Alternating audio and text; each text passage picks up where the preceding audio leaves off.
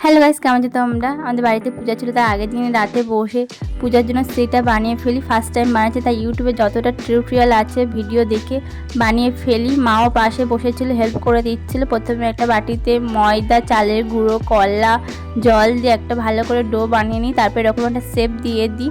তারপর কিছুটা অংশে নানা রকম রং দিয়ে এরকম কিছু শেপ বানিয়ে চারপাশে লাগিয়ে দিয়েছিলাম শ্রীয়ের। কেমন হয়েছে তোমরা অবশ্যই কমেন্ট করে জানাবে। ফার্স্ট টাইম বানাচ্ছি। তারপর পূজার দিন সকালে তাড়াতাড়ি রেডি হয়ে নিয়ে একটা শাড়ি পরে দিদি সকাল সকাল চলে গিয়েছিলো বাজারে ফুল কিনে এনে তারপরে ফল কেটে নেয় পূজার জন্য। বোনও চলে আসে রেডি হয়ে। তারপরে পুরোহিত আসে, এসে সব কিছু জোগাড় করে নেয় যা যা পূজার জন্য লাগবে। তারপর আমি পূজার জন্য সিন্নিও বানিয়ে ফেলি। সিন্নি বানানো হয়ে গেলে তারপর চলে আসি পূজার এখানে। আছে তো বলা হয়নি কি পূজা ছিল। আছে আমাদের বাড়িতে গৃহপ্রবেশের পূজা ছিল। দিদি সংকল্পের জন্য বসে পড়েছিল পূজাতে। তারপরে একে একে পূজা শুরু হয়ে যায়।